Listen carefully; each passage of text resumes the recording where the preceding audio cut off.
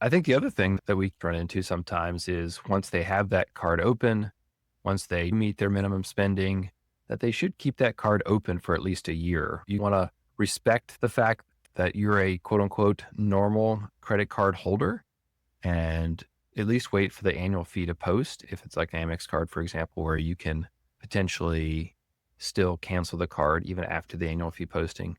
Take it out to a year. And then at some point, if you're not interested in holding that card anymore, there's some options, right, Justin? You can do some different things even before closing it if you want to. Yes, and when you already pay an annual fee, you might as well keep it open for that year to continue using the card, continue using benefits. Maybe there'd be some targeted offers, but the banks don't like it. If you get a brand new card and cancel it within a year, then they might take back that sign-up bonus. They might blacklist you, so keep it open for at least a year. And then when the annual fee comes up, again, you have options. And instead of just outright canceling, in some cases, it makes sense to downgrade to a no annual fee card or a lesser annual fee card.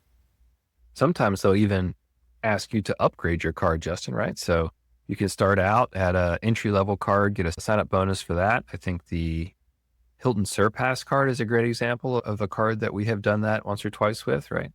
So start out with the Hilton Surpass card. You usually have some sort of annual fee, small annual fee to pay, but a big chunk of Hilton points there. And if you spend $15,000 on that card within the year, you get a free night certificate that you can use at any Hilton property, which is very valuable. And then there's oftentimes the opportunity to upgrade that card without a bonus, but sometimes with a targeted bonus. So they'll give you another bonus to upgrade to, say, the Aspire card, where you can earn another free night certificate for another $15K and spend on top of what you've done already in that calendar year, plus automatic diamond and so forth and so on. And then a year later, if you're not using it, and you can always downgrade again and see whether Hilton and Amex would like to encourage you to be a Aspire holder or do the whole process again. So there really are a lot of options in addition to closing the card.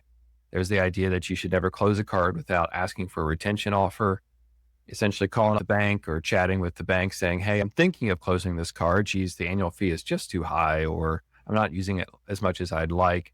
Is there any opportunity? Is there any targeted spending bonus that I could use to encourage me to keep this card open? It's worth a shot.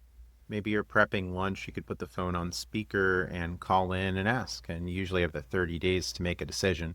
Sometimes you'll have to hang up and call again, Huca, Huca, but pretty low effort activity to do that. And getting an upgrade offer, oh, we'll toss you some points, we'll give you a statement credit. They might happen. So I think it's worth it. Justin? Yeah, I think you're exactly right.